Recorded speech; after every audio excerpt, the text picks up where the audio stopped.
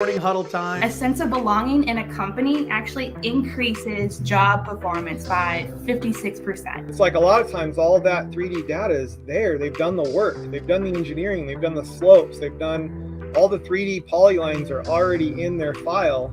There's just a huge disconnect between what they do and the builders right now. 113,000 available unfilled construction jobs in this country, 11 million available unfilled jobs overall in this country. One of the great culture things I see in construction is people just get it done. At the end of the day, we've built 100% of the building. There's no 80-20 rule. Think of the technology that has been brought into existence in the last 60 years, and you think of the productivity gains that have, say, occurred in agriculture, which is up 1,750%, or manufacturing, which is up 400%, and construction is flat to negative. This was always supposed to just be a 6-episode mini-series, Stacy. I want to remind you of that. Good morning. It is morning huddle time. Chad Prinky here, as always, with co-host, producer, extraordinary human, Stacy Holzinger. Stacy, how are you this morning? I'm doing better. I haven't felt so extraordinary the last 2 months, but I'm getting there. I'm hoping to network maybe sometime this week and get out of my house. I've got to imagine that you're at this point, you're pretty much immune to like everything that could be happening. Yeah. Right. So like, just think about it that way. You've built up immunity to everything that could potentially be thrown at you. People are getting COVID again. I know. Oh, all the time. Yeah. Is it a thing again? Should everybody be, what should we? It will always be a thing, but I think just not as intense as it was. I mean, they don't track the numbers anymore. So Is it okay if between just me and you, I never wear a mask again? Is that cool with you? Sure, just don't come coughing near me. Yeah, fair enough. Okay, I'm just privately, I'm never gonna do it again. But thankfully, this isn't being. It's being brought. Yeah. All right. Well, cool. So I want to bring on our guest for this week. Our guest is a really good friend of the show, a good friend of mine personally for a long time, and somebody that I think extremely highly of in the construction industry is Brett Harton, who's the vice president of construction for Foulger-Pratt. And there is a very, very small group of people, and I mean we're talking small, who actually know that Brett has been on the huddle before. It's the lost episode. The lost. I got that going for me. Yeah, it's kind of. Do you remember back in like the 90s when you'd have like a favorite band? My favorite band was Sublime. Okay, at that time, it was my jam, and I was like a hound for any lost Sublime. Right, you find that lost studio recording. Oh my God. Never got published.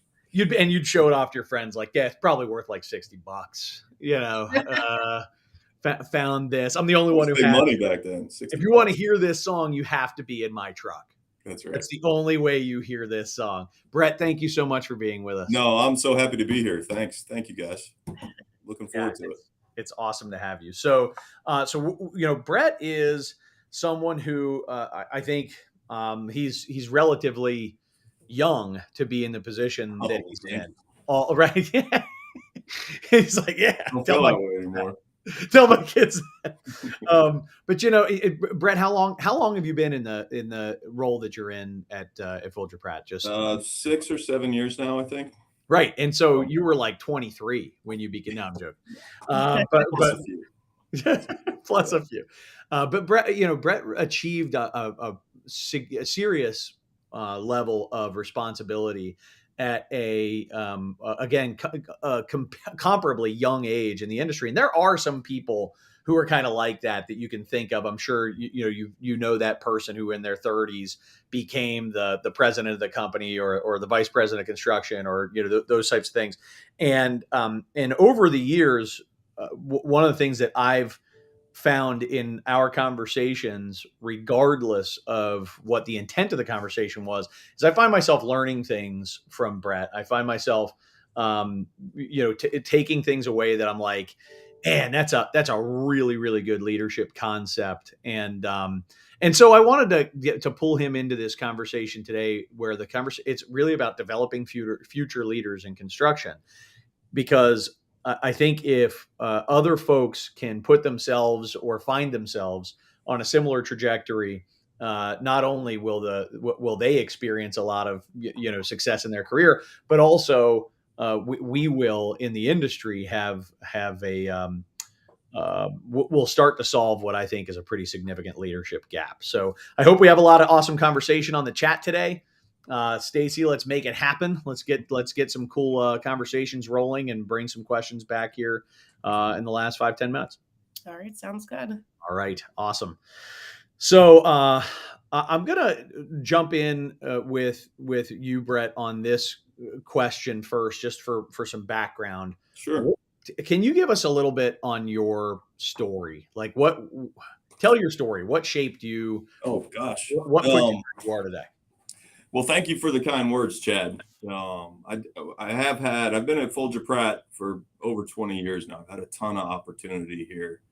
And the reason I was able to maybe take advantage of that opportunity wasn't necessarily so much because of me. We have really good opportunity, really good people, really good ownership here. So I need to give a lot of credit where it's due. So thank you for the kind words, but it's not me. So what was it? Who am I? Yeah, well, I mean, like, tell us your story. Give us so was it your small town Pennsylvania background that made you a winner? Is that the deal? Yeah. So okay, I got you. So I was born in northwestern Pennsylvania. That's why we share the same love of the same football team, Chad. No, it's a very painful day to feel that way. But yeah, exactly. It's rough weekend. So mother and father were both from there. My extended family's all from that part of the state. At a very young age, though, my father decided he didn't want to be a letter carrier for the Postal Service in Erie, which I can't blame him. We moved to Florida. So I grew up in Florida. And my family really brought a lot of that Western Pennsylvania outlook on life, hard work, family, dedication with them to Florida. We kind of imported that down there. But I had all the benefits of growing up in the South as well. So I had this exposure to a lot of different ways of seeing the world, which was nice, very helpful. But I had a middle-class upbringing, right? Mother was a bank teller. Already talked about my father. Played sports growing up. Went to college, paid my way through college. My first shot at college didn't go so well because I could get up to go to work, but I could never get up to go to class. So I learned some really good life lessons there. Transferred, wound up finishing up school in Jacksonville. And then along the way, I worked, had various jobs, did various things. And long story short, wound up here, right? But if I look back at the people that really influenced me the most in my personal life, it's, a couple people come to mind. It's my mother, taught me about love and sacrifice. My father, who was a stoic, but I don't think he really recognized it, or maybe he was smart enough and he just never explained it to me. But he taught me about mental toughness, right, which was invaluable. And then my two grandfathers really come to mind. My paternal grandfather, he was a World War II vet, fought on Iwo Jima, taught me about being physically tough, but also having the idea of establishing your priorities. What are your priorities in life? And then orienting how you live your life around those priorities. I didn't do a very good job of that. For example, in my formative years in college, my first try at college, got my priorities out of whack, but that stuck with me. And then my maternal grandfather, he was legally blind. So I learned a lot from him about adversity and overcoming adversity. But he also was really amazing at just talking to anybody. So I kind of picked up some of my extroversion traits from him. So very thankful for those folks in my life. Later on in my life, my wife and my kids obviously have had a huge impact on who I am today. You get married and then you change, and then you have children. Both of those life events have a significant impact and change, cause you to think about the world differently. And then professionally, I really need to thank a guy that hired me here at Foulger-Pratt. His name was Kevin McClary. Kevin, many of the folks on the call may know Kevin. Kevin really built our multifamily capabilities here at Foulger-Pratt. But he taught me so much about people and the business. I really, debt of gratitude there. So I've been in the business over 25 years now. So had a lot of bumps in the road, but I've also met a lot of amazing people. We've built a lot of amazing things, overcome some challenges as a team, and it's been a heck of a ride. So really enjoyed it. Awesome. Great. That's a fantastic rundown. And I think, you, as you described it, there are so many people. Right. And I'm sure that's even a part. I know that that's a partial list because we've talked about others. Oh, absolutely. You can learn something from everybody you interact if you're just open to looking for it. And that's where I was going with that, is that there's something about the folks I find who have who are successful people. I'll just put it that way. The more successful people have something pretty consistently in common from what I've seen, and that is they view every situation, every person, every challenge, every benefit, everything that they experience as an opportunity. Absolutely. And that's definitely one of my takeaways, that as we talk about creating an environment where leaders can grow and thrive, which is where I really want to take this conversation. Sure. One just sort of side note that I think we should all take away is maintaining that mindset of opportunity and growth, and that things happen for you, not to you. Right.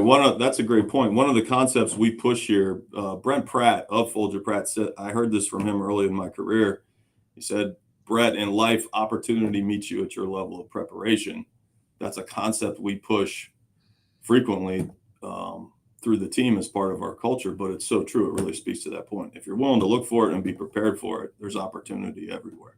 How I can think of personally about how many times I've had to pause and be like, "Are you sure I'm prepared for this?" Because I don't feel like I am. But in fact, some people with wisdom know. And there's more opportunity and challenges. I think personally, the hard stuff is where the opportunity really lies. The scarier it is, the better. The better you usually are on the other side. Yeah, there's really something to that. So how do you create an environment for growth? Talk about the team that you're working with size-wise today, and how do you create an environment for growth for Sure. that? No, that's a great question. So I lead our Foulger-Pratt contracting team, which nests within the larger Foulger-Pratt enterprise.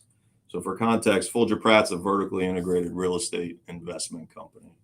That's a mouthful, but we are a developer builder manager is the simple way to say it. We nest within that hierarchy, within the builder part of that equation. I'm sorry? You're the builder part of that. Correct. So our contracting team is 42 people. Yep. We have somewhat of a smaller group, but we're a medium-sized general contractor. Our annual revenue will be between 100 and 200 million a year. And we'll vacillate depending on the starts that come out of our development company from anywhere from 3 to 4 to 8 to 10 active projects a year. Yep. And that varies just depending on the ebb and flow of the real estate cycle and what comes out of our development group. But back to your question, how do we set up an environment where we can build people? Well, I think we talked about this a little bit. I think the most important thing you have to do is understand how you fit, how your organization and how your place in your organization fits within the broader economy. I think you got to take a macro look first and then drill down. And then once you do that, then you can kind of build back up, right? So I think about things as top down and then bottom up. So for us, we're really driven by capital in the broader economy. What is capital going to do, right? Where is that capital going to get deployed? A certain subsection of the broader economy takes capital invested in real estate. So that's how we get our deals. That's how our development company is able to generate income from the fees off those deals, but also long-term income off of the cash that these multifamily properties throw off. They're typically multifamily. So then the capital comes in, gets deployed, and then it gets to us. We have to build it. We have to actually create the product that creates that value. Right. So we're builders. So first and foremost, we have to understand kind of how we fit in. Now, for us, our clients, our owners are right around the corner in our office. right? We don't have third-party owners. We don't have public owners. So that develops a certain kind of mindset for how we have to approach the world. And then the other piece of the other side of the coin for our clients is our subcontractors, because we need our subcontractors to help us build effectively so we can create value and then generate a return on that capital that gets invested. So our people need to understand kind of that model and how we fit into that model, because for us, we're not a charitable organization at Foulger-Pratt Contracting. We have to survive on our own. We have to be profitable, but having said that, we can't be overly profitable. We can't get greedy, because if we get greedy and we put too much budget in a deal, then that's more capital our partners have to raise, right? That's more construction costs that squeezes the return. So there's this fine tuning we have to do on how we operate. We need to make sure that we get our subcontractors, keep our subs happy. We want them to make money. They need to be profitable. We need to be profitable. We have to do all that in a package and a price point and a duration that makes sense for the real estate investment team. Absolutely.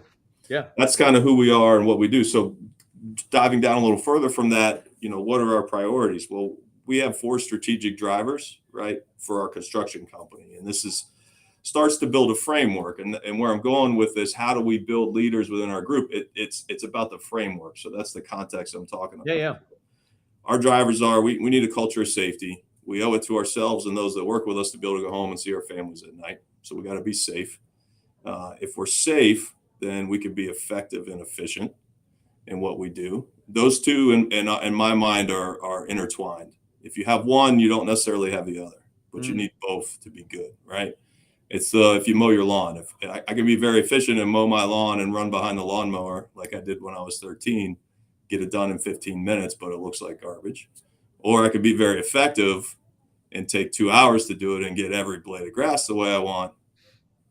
You got to marry those two together, right? There's a sweet spot there. So you got to be effective and efficient. When we're effective and efficient, then we're producing quality and adding value, right? A quality product for us is one that gets delivered on time, is free of defects, and can lease and can attract a tenant, whether it's a commercial product or it's a multifamily product or a condo. We haven't done condos in forever, but you get the picture. Yep.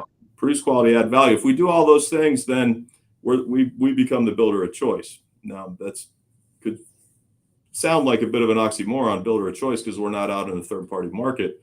But the way we think about it is we want to be the builder of choice for our ownership group so that they continue to invest capital and resources and time and energy in us so that we're helping them achieve their broader goals. And that's a real thing, that you can't take that for granted. I can't tell you how many vertically integrated companies, and I've met a lot of them over the years, where I'll be talking to their CEO or somebody on their development end, and they'll kind of look both ways and confide in me, like, thinking about shutting down construction, just doesn't make sense for us. Like, thinking we can just go third party and say, and so being the builder of choice is really a thing.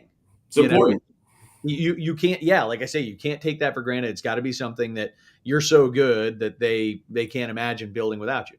Right. From managing risk, keeping budget in line and producing quality. Absolutely.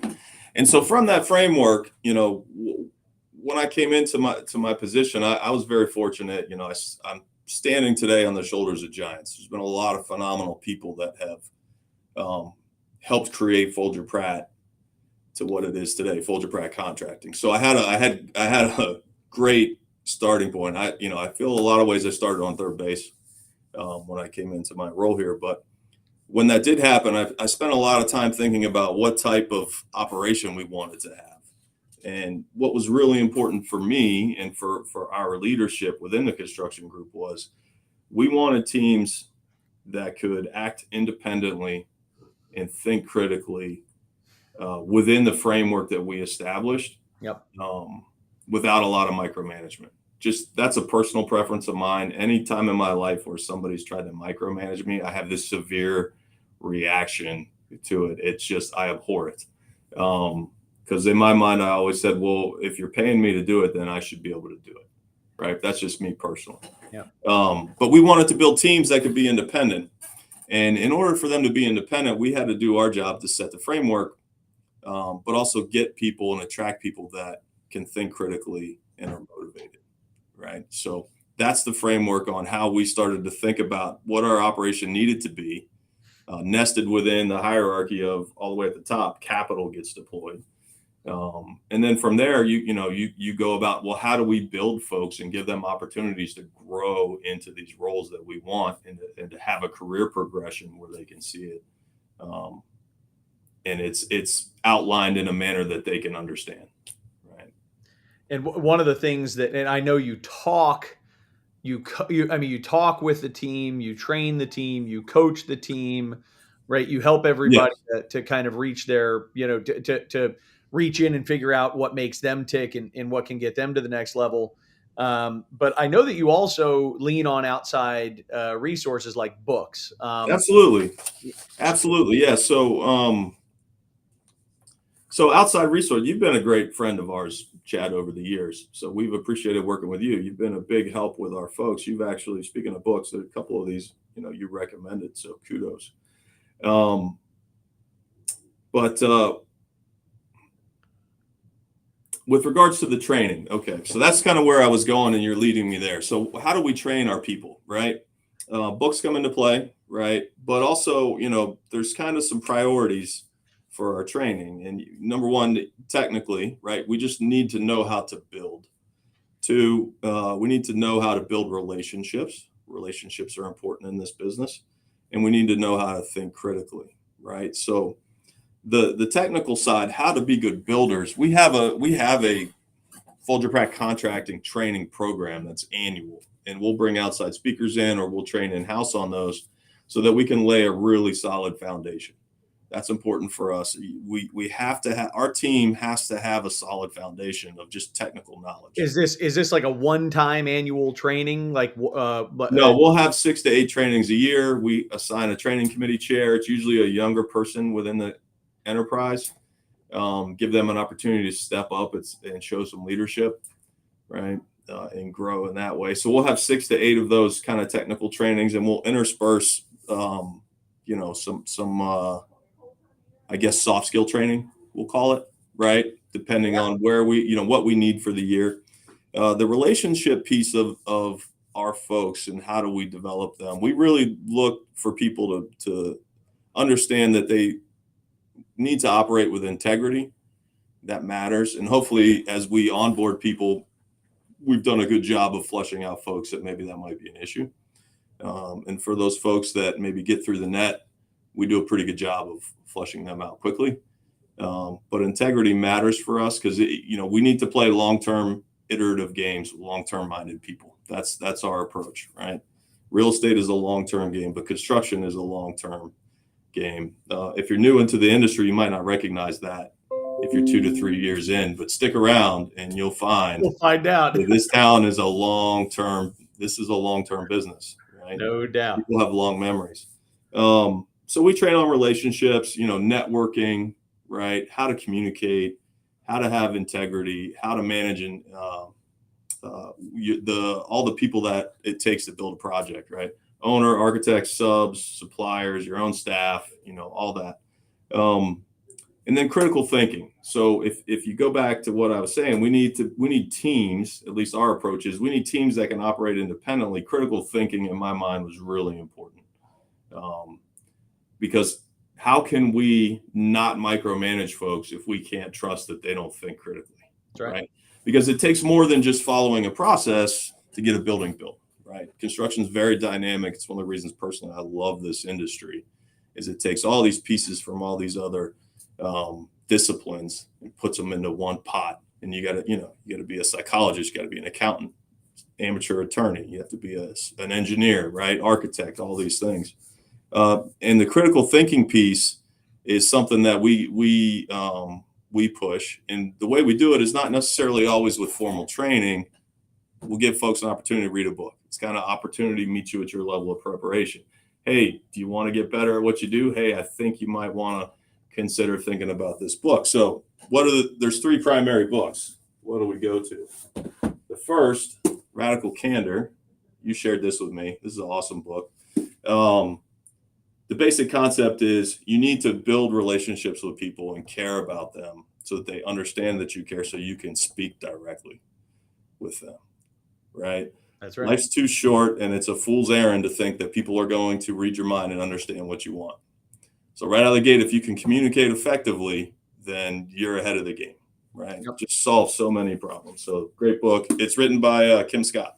So that one, okay. So if you can communicate effectively, well, we talked about a framework before. So what kind of framework are we talking about? In my mind, I kind of see the world in pictures. It's how my brain works. It's like cartoons, right? Just pictures pop up in my head. Yep. I'm a simple guy. But the Great Mental Models, Volume 1, published by Farnham Street. It's a guy named Shane Parrish. I found this to be very practical, and it translates very well. It talks about things like the map is not the territory, right? A schedule update doesn't represent exactly what's going on in the field. Sometimes you got to go walk the job, right? Understanding your circle of competence, knowing what you're good at, knowing what you're not good at. First principles, second order thinking. What's the effect of the effect, right? What's going to happen after you take this action? A lot of times we get short-sighted, don't think things through. All right, we got to kick that sub off the job.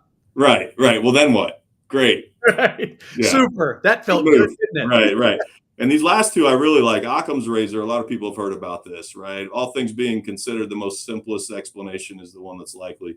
This one always makes me laugh. We talked about this, Hanlon's razor, and that's don't otherwise attribute to malice that which could be explained by stupidity, right? We all make mistakes.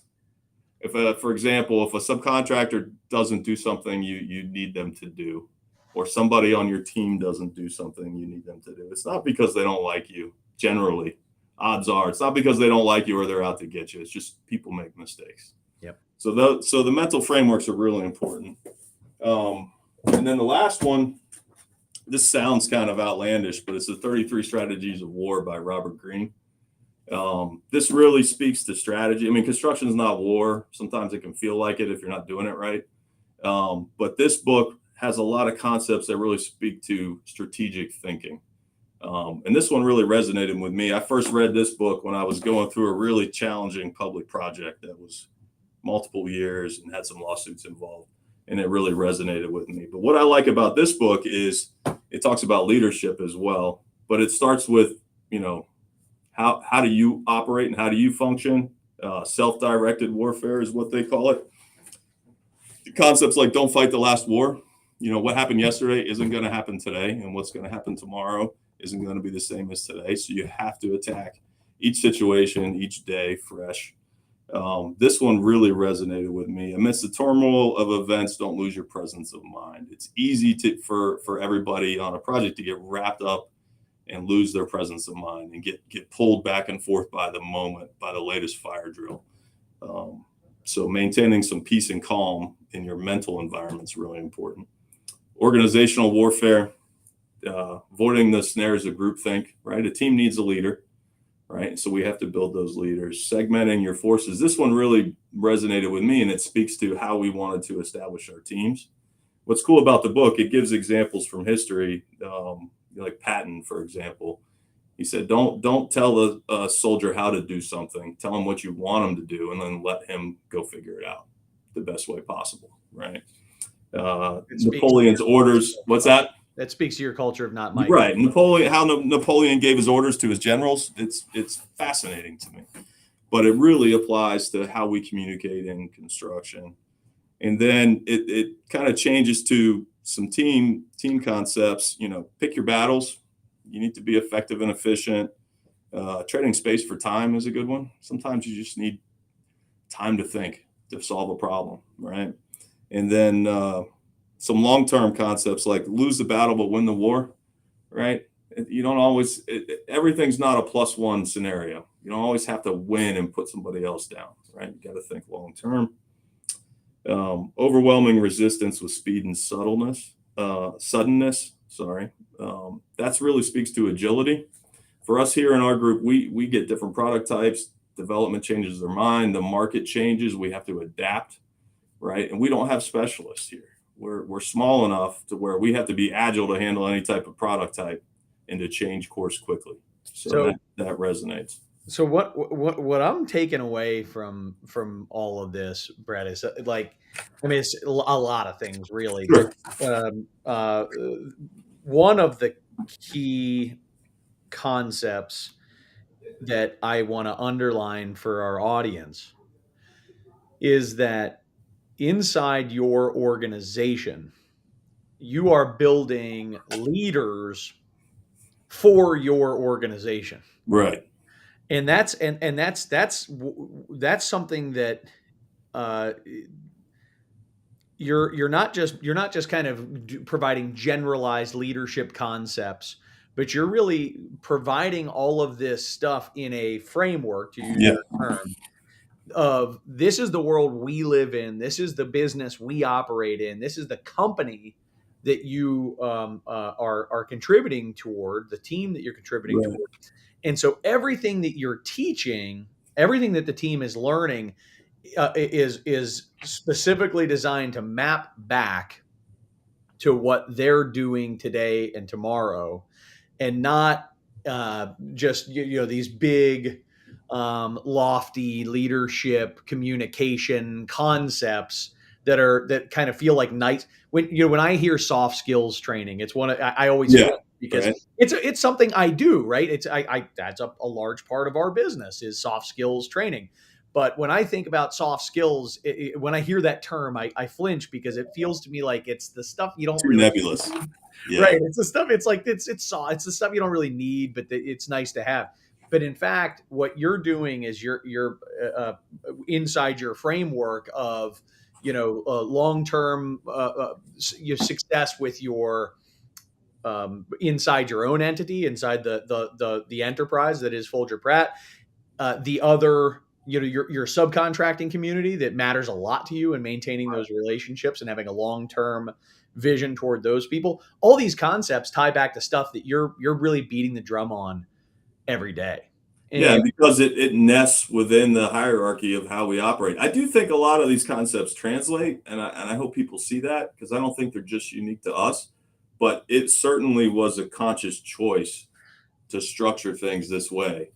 I think you're right. I think that these concepts can be, and that's what I think is so cool about it. These concepts can be the kind of soft skill, nebulous, Right. loosey goosey, nice to know, not exactly sure how I'm going to use it kinds of concepts when you teach them. Or you can make sure that everybody understands the reason you're teaching these things. The Yeah, reason context you're- matters, right? Exactly. Yeah. Context. And you're telling them how to use it, which I think is really a fundamental piece of creating that environment where leaders can grow. Is they're not just gathering a whole bunch of knowledge, but they're actually applying a whole bunch of knowledge. Yeah. And they're developing those skills over time. One of the other things that jumps out to me through this conversation is you've been at Foulger-Pratt for how many years? 20 years? 21 this past 21 years. Yes. How many people, and you're like me, you're the world's youngest Generation X kind of category. I'm the world's oldest millennial. Okay, I think that's right. That's where we meet, but somewhere in that range. Yeah. But how many Generation Xers have spent 20 plus years doing anything? Do you know what I mean? Like, really, there's so many people in your generation and mine hopscotch their way to in a leadership role. You want to get to be a leader, all you do is you just hopscotch your way from company to company, and do that through. You've done this for 21 years in one organization, and I think a part of why you've been so successful at after being there, whatever. I've already said enough nice things about you, but I think a part of your success. Too many, Chad. I think a part of your success is the fact that you embraced the idea that you were learning these things for application for this business, and you became the optimal leader for your specific company. And I think that's another key takeaway, is that you shouldn't just be out there trying to gather leadership skills and sharpen the sword, but you should be looking for how you be the best leader in the environment you're in, because to find yourself with the responsibilities that come with executive level leadership, you can't just be a hodgepodge of right. You've got to be the right fit for your space, for your space, for your ecosystem and your organization. I will add though too, Chad, I appreciate the comments, and maybe it's just who I am. I don't want to take away from the fact that we have phenomenal leaders that work with me every day. Like I can't attribute all of our success to me. Like, what I learned from you, that I work with. But what I learned from you saying that, Brett, and I agree, by the way, you do. But what I also learned from you saying that is that a part of what it takes to be the optimal Foulger-Pratt leader is humility. So sorry, it's just, but it's true. Yeah, there's a piece of that, but nobody builds a building or a team by themselves. We agree. To have good people, that's a huge component. So no, and thank you for the compliment. I don't think at any point in time you have come across that way, and I hope I didn't try to position it that way. No. All right, good. We're already 36 minutes in. It's been a lot of fun. We should invite the audience questions at this point. Bring Stacy back. Before we do, I want to take a quick moment to thank our sponsors for the very first time, getting an opportunity to thank the Morning Huddle's sponsors. So first, I want to thank Katz Abosch. Oh, sorry here. Katz Abosch. Katz Abosch is an accounting firm that has a deep specialty practice in the construction industry. It seems like every time I'm about to refer an accounting firm, they're the one that I'm going to first. And when I go to somebody and say, "Hey, who's your accountant?" Oftentimes they'll say Katz Abosch. So I'm like, okay, good. You're working with the right guy. They're a great team. If you're not working with the folks at Katz Abosch and you're interested in learning more about accounting firms that know their stuff in the construction industry, can't say enough nice things about those guys. Next is Lawrence Law. Kate Lawrence and her team are a fantastic resource. They're a super relationship-oriented law firm that partners with their clients and knows everything that's going on in their business so that they can be strategic and add value instead of just that phone call when something goes wrong. Kate is awesome, and we appreciate her support. And then lastly, we've got Frisco Woodline. And Frisco Woodline, these are awesome people, formerly GE Frisco. These are they're a lumber supply company and a value-added partner that has the ability to not just supply lumber, but also do some fabrication, some paint work, and put products in. It's kind of like that specialty package. They're not necessarily going after that large, framing package lumber order. What they're looking is to be the just-in-time right there for you for all your custom needs. Large and small. So that's Frisco Woodline, and we appreciate their support as well. It is neat to have sponsors, Brett. This is the first time I've ever like a milestone threshold crossed here. Yeah. Yeah. Thanks, man. Those are all good companies. We know many of those companies. So yeah, good. All right. We're going to bring Stacy on. We're going to hear from the audience. Stacy, what do we got? Yeah. So you talked about the boss walking the job. Can you speak to that because I think there's a lot of companies, they get stuck in their little office or hole and they don't go out and actually talk to their employees and check in on them and things like that. Can you speak to anything like that? Or sure, absolutely. You check in on your employees and things like that? Yeah. So first and foremost, we look to the team that I work with every day. The couple of folks are project executives and director of pre-con and our director of safety to really be the touch points for the teams that are reporting up to them. And then at the field level, it's the project manager and lead super. We look to them to be the touch points for the folks on their team so that everybody has layers of interaction within the organization. We're fortunate that given our size, I have the time to be able to go to every single job site at a minimum once a month for our monthly check-in. So that's something we do religiously. It gives me the opportunity to walk the job, to see the team, get a pulse for how the team's doing. And half the time is spent going over the project Are we on time? Are we on schedule? How are our relationships with subs and the owners? Are we going to meet business plan? The other half of the time, it gives me a chance to really focus and talk to the team and to check in and make sure that their needs are getting met and we're meeting their needs, because it's important to meet the needs of your people, because they're certainly meeting the needs of us for the company level to build the building, right? That really helps, I think, develop a sense of community and team amongst the various project teams. But it's important to note also, companies of a different size than ours, that might look different, right? That works for us because of how big we are. So, yeah, that makes sense.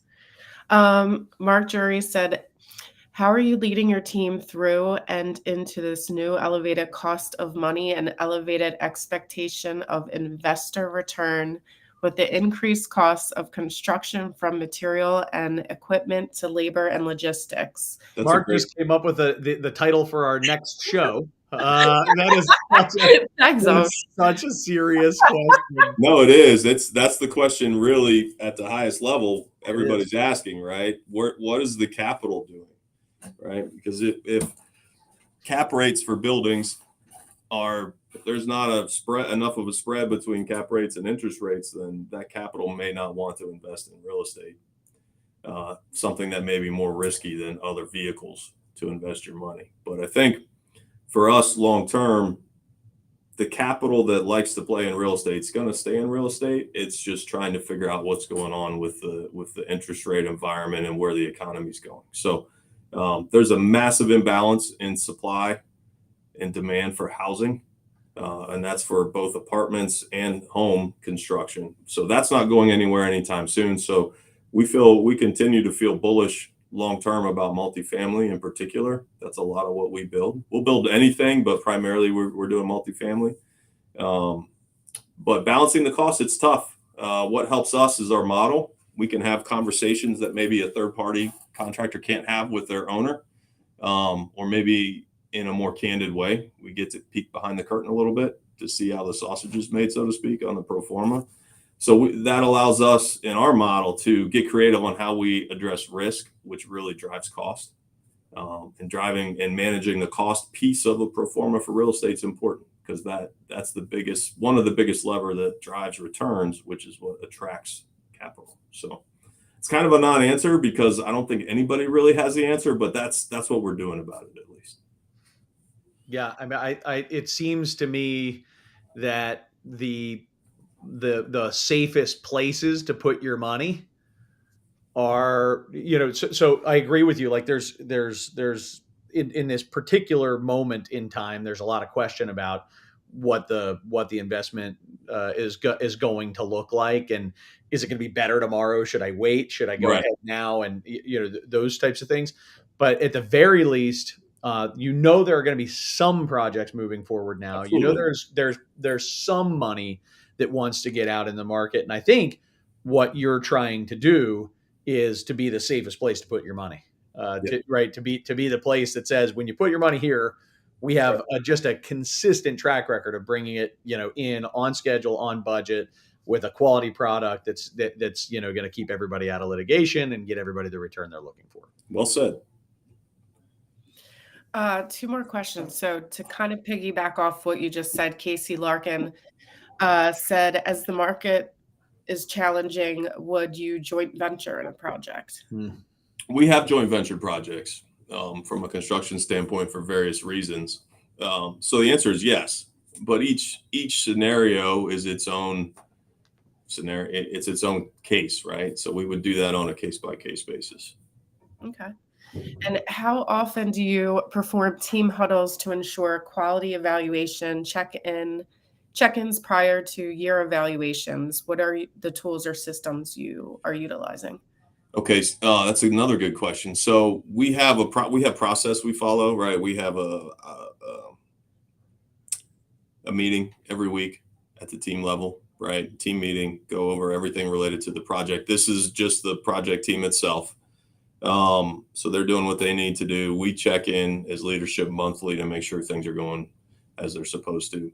But with regards to individual performance, the way we're set up is we have an annual review process, and then we have a mid-year review process, where the mid-year is a little more informal, right? Just to check in. But it is formalized. It's a check-in on progress and goals. But what I really try and push is this concept from this book, Radical Candor. If we're building and caring about our teams in the right way, we should be able to address very directly any performance issues that might be coming, and doing it in a way that's beneficial for not only the employee but the enterprise as well. So those things should be, I like to think they're happening in real time. And when I sit back and look objectively at our team, I think we do a pretty good job of being candid and exhibiting that candor. And that, for that to work though, it's got to be not just top down. You got to be able to hear it coming from bottom up as well. Yeah, you just said that well. I think one of the things that the book gets into, but it's much more about how to deliver the message than it is how to receive it. And I can think of some messages I've heard expertly delivered in a way that totally met the standard of caring personally and confronting directly. That still somehow triggered the other person. And I'll have somebody come to me and say, like, why did that go sideways? I did everything right. Like, you know what, man, you cannot control, you cannot control how the person receives the message. No, and there are some people that are just, whatever. And you know what? I think money complicates things. I mean, if I'm simplifying the message, it's like money makes people kind of panic. So, yeah. But, well, very important point. But also, I think for us on that concept, though, it's the book talks a lot about how you communicate. But for us, we need to be able to listen to that feedback coming back upstream. And when you get that right, it's pretty powerful. So. Yeah. All right. Awesome. Stacy, anything else? No, I think that was a great conversation. Thanks for coming on. Yeah, Stacy and Chad, thank you. You guys are great friends. It's a great way to spend the morning. So thank you. It was. Yeah, I had a lot of fun. I totally lost track of time. And we've been grabbing books all morning, and I got to grab this one. This is a book that I've begun reading. This is fishing stories that Brett sent me, and he was like, "You're gonna love this." Brett and I share a love of fishing and the Pittsburgh Steelers. Those are the two things that we. Other than that, no, I can't stand the guy. That's right. All right. Awesome. One of those two things, Chad. Yeah. Hey, man. You don't change, buddy. You never change. Likewise. Thank you. This was really fun. Thanks, guys. It was awesome having you on. Thanks, Brett. Let's do some cleanup, Stacy, and we'll call it a day. So next week, same time, 9 a.m. Tuesday, we've got Michael Wagner joining us to talk about what happens when projects go off the rails. How are you not here for this one? I am going to be. I know it's a topic I love too. I am going to be on vacation, and I'm going to be in the mountains, and there's going to be no cell service and no Wi-Fi, and I am not going to be running the show. I'm going to be handing the reins to my highly capable and highly nervous colleague, Matt Verderamo, who is awesome. And if you're not following Matt on LinkedIn, you need to. He's got brilliant stuff that he posts literally every day. I've never met somebody more committed to contributing content to the construction industry. Matt has been a part of the Well-Built Construction Consulting team since August 1st, and we really actually got to know each other through LinkedIn. So there's something there, and I look forward to hearing how it goes. I won't be even watching or listening live.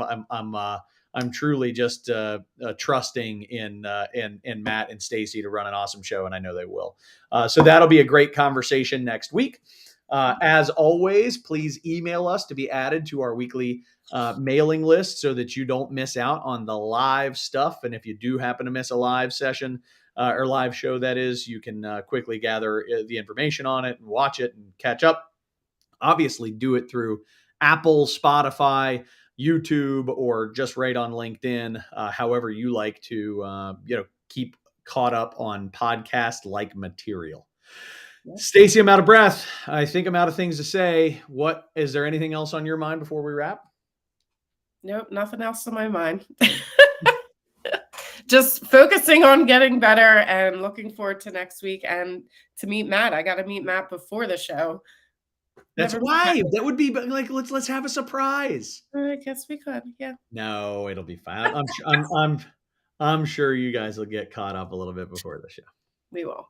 All right. Thanks Alrighty. so much. See you guys. See ya.